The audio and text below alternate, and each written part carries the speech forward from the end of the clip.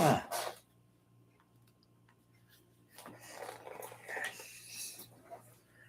Wow, how are you doing today?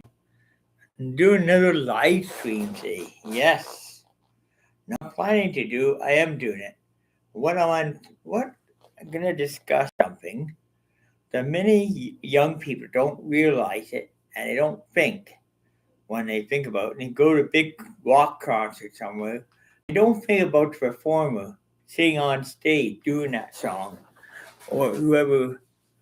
They don't think of that performer. They see him jumping on stage there, screaming guitar, yelling vocal. But you know what? The real truth behind it is a little different than just going on. What happens when the light go down and it'll come off the stage and they move on and they go back home to their families? It's totally different. No, like Ozzy Osbourne, he was totally different off the stage and on the stage. Even Tristan's sister, on the stage, they were like different, but off the stage, they're just normal people, like you and I am. You know, but rock people glorize him for all those moves. They can do bubble and bang all the time. False, true, false indeed. Matter of fact, they might be famous rock star, have a lot of money to spare, but off stage when at home, they're just the same as any other human being walking the street. And sometimes somewhat many rock stars will dress like homeless people when they're not performing. Why? Because when you're performing on stage and you're not famous, fans will recognize who you are, and that's a problem. To get around that, fans recognize who you are. Well, what do? They will dress like a homeless person, hide themselves that way, so that fans won't know oh, just another homeless guy, and keep on going. See? Don't realize that person is sitting there saying that to actually performed on stage last month at the last month venue, and they just walking down the street with dirty clothes and looking homeless. Why? Purpose, to blend in, to fit in, not to be like standing out like a rock star. Because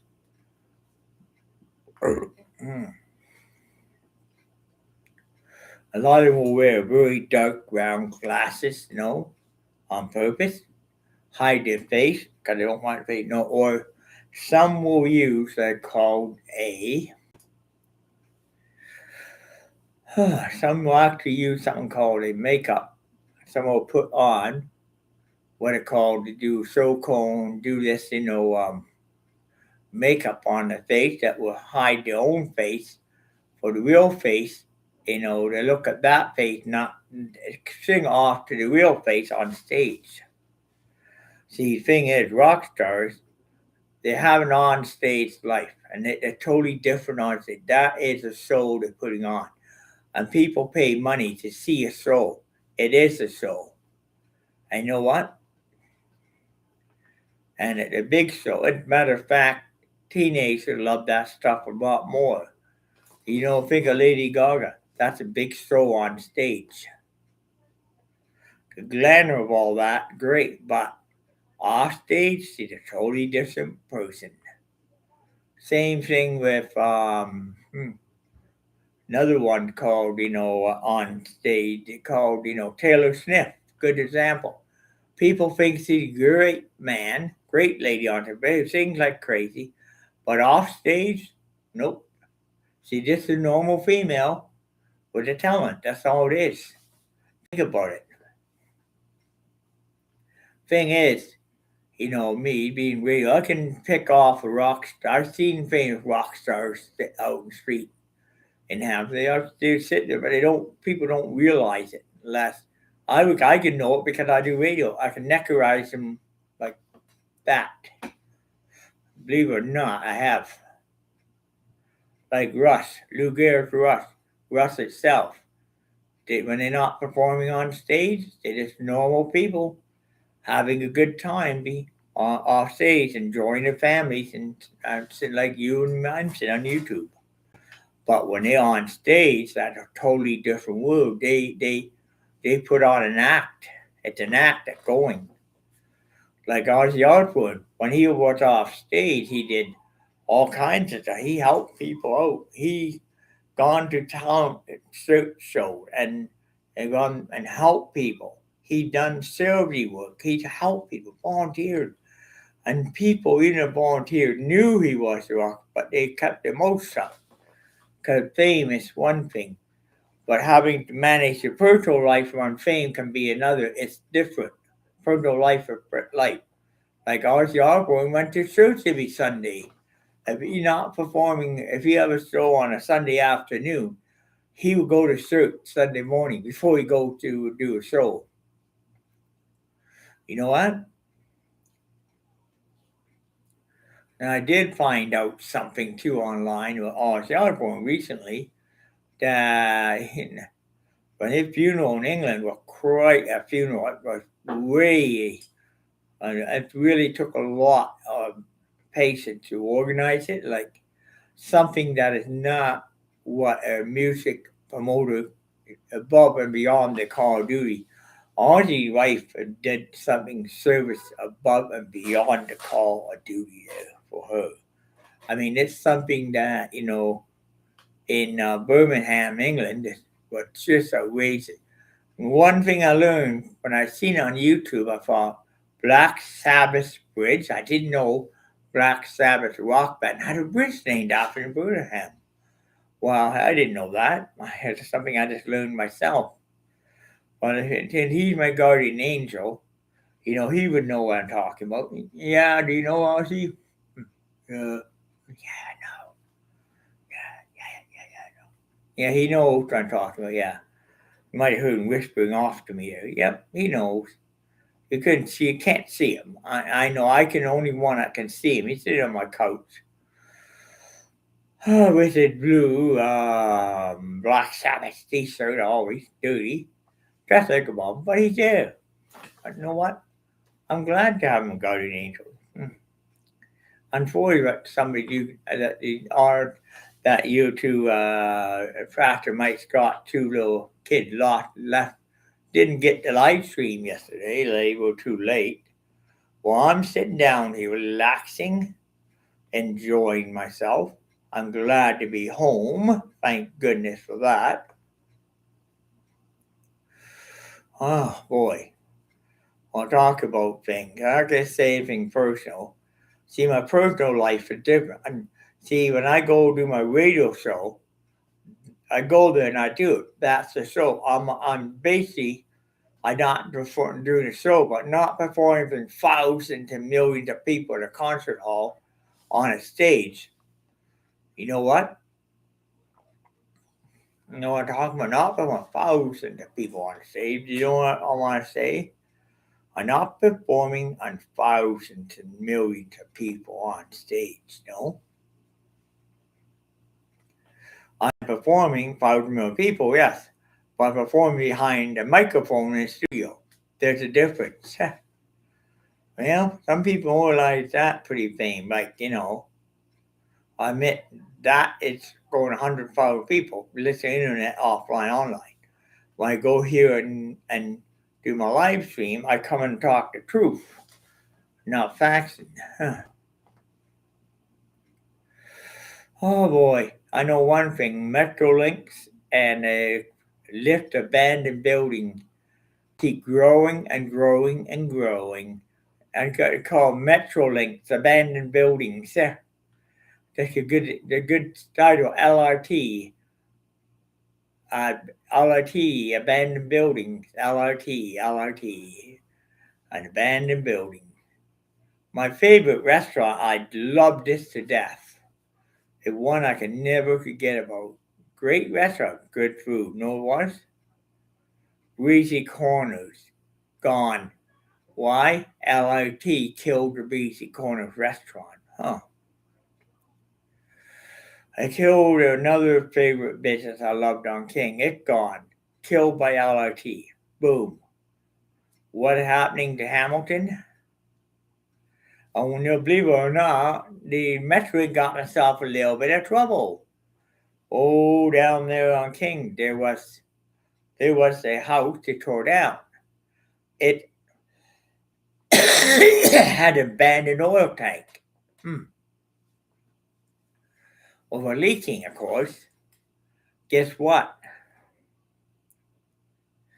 How they found that out? They did a core bore. They did a couple core bores in the area. They did a core bore nowhere on King Street, just recently on King.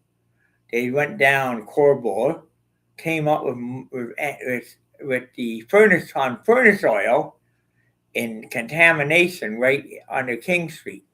For Midway Environment traced the contamination to a vacant lot there beside an apartment building that Metrolink tore down. Empty lot, they tore it down, and as a result,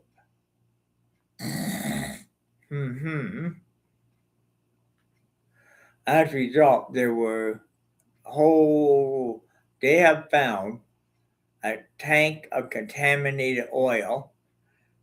Furnace oil tank was leaking. They had to pump it all out, had to dig around, find the tank, pump it dry of main oil, clean the suds out, pulled out, hauled it all away.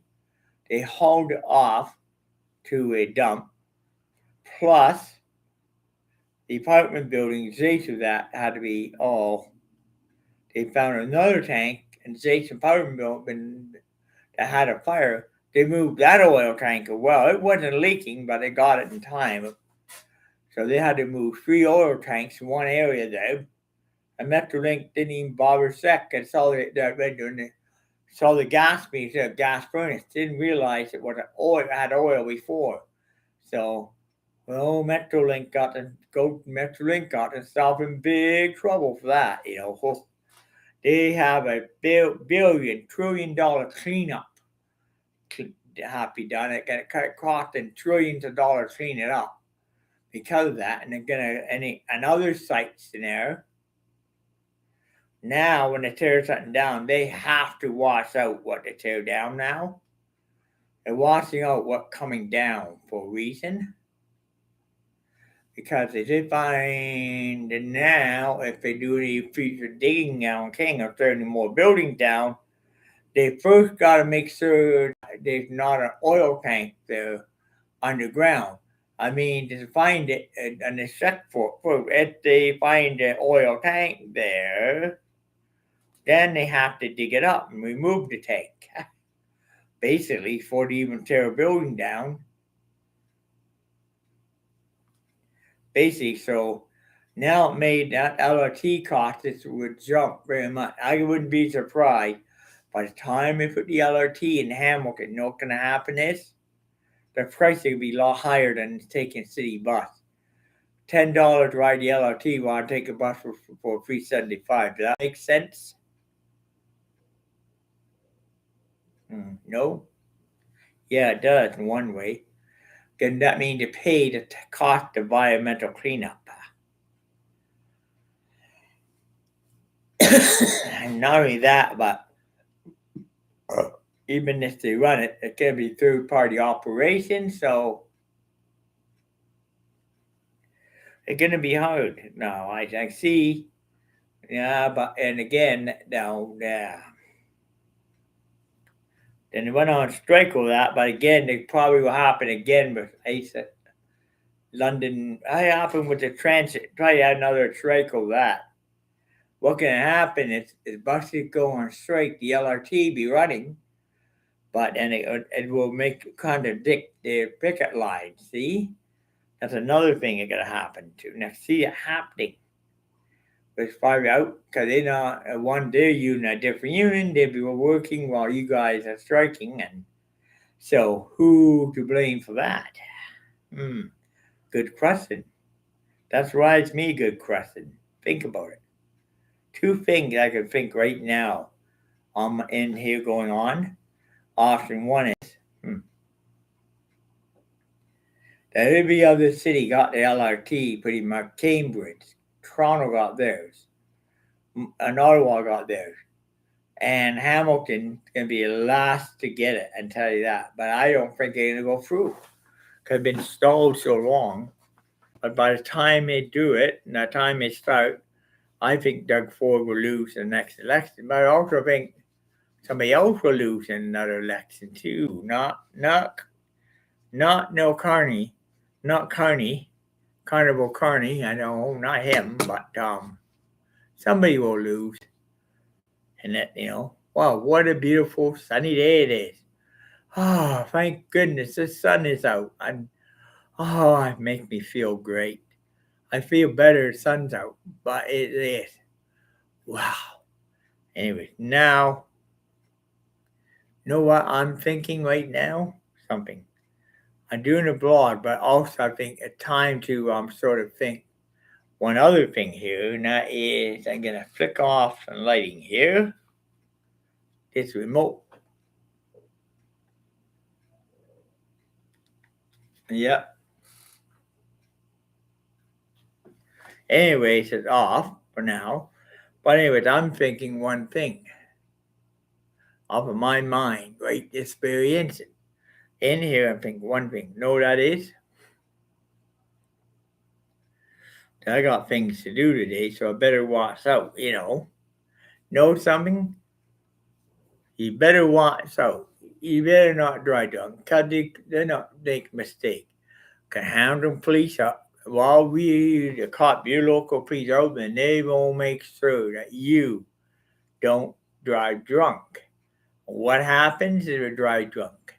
What happened to somebody in the United States for driving intoxicated? I know they did. Well, somebody and that person took an innocent pedestrian trying to cross the street while impaired driving. That person was arrested, charged for first-degree murder. And you know what happened after the case? That person was sentenced. He was sentenced to death on electric chair in Miami, yellow Miami call. Well, he ended up on that and got his electrocution done. He's executed now. No more at the end of his drunk driving. But now all he told me put him on a crazy trip, guardian angel, threw him on a crazy trip, heaven to hell anyway. Well, he done a lot. Ain't no sin to have him God. He helped me a hell of a lot in ways too. And I'm gonna say, the things he did in life were helping people. Now in the afterlife, being guardian angel, things you do a guardian angel help him out too. But he told me that I got a very long ways to go before I'm ready to come home to God. Long ways. And it's going to be quite a long ways to go. I don't say when a date, but I said I have to reach the age of 400 before I'm ready to go. But he said to me, did tell me you're going to have to reach the age over 400. But maybe 500 out of that. But reaching the age, then full age, and I could, it would be funny if I did. It wouldn't be funny if I reached 500, because what Archie said, you're going to be the oldest human ever live on the face of this planet. So you're the oldest person that you ever lived, and for your day you go. And you won't even, it will happen quiet and happen peacefully, but I have to hit 500 before, shortly after 500, somewhere around that area, between 400 and 500. Not right in that area, but but when, I don't know. But I don't even know when I'm supposed to go. But the RG, my guardian, told me that God has a very big surprise for you in heaven. He won't tell me what it is. The only way to find out is when I die of old age, I'll find out. That's it. So give me something worth living for in a day. Doing what the priest making search, having that idea, getting it to go, putting it together, helping people get this going, and getting our tax. I didn't hope we get it quicker than they expected. Anyways, enough said about this. I would say thank you for listening. Remember, tune me into more 3 to 3:30. And now I gotta do word out from our sponsor here. You know, hey, the women's retreat. It's coming when? In the just the weekend after a long weekend. Camp Cockwell up by McMenawan. You can go to campcockwell.ca website and register now. And so if you register that now, if you don't register now, we don't. Well, if you're women and want to do it, just do it. If not, you can. If it's up to you to make that decision, decide. We'll be happy to have you there. There will be BIC. We'll be more than happy to have you. So remember, do that today if you're willing to do it. Space is limited. This video is now concluded, and the word my sponsor is the Women's Retreat. Thank you. And also, 93.3 CFNU. Remember, remember this. Listen to my radio show tomorrow. Cause it's a peacemaker journey, not a fundraising. Remember, tune in tomorrow, 3 to 3:30 for my show. The Peacemaker Journey. Exclusively on CFMU FM 93.3 FM band. And also available on TuneIn Radio, wherever where your and other listeners, your hearts desire as well. Thank you. Have a wonderful, productive week.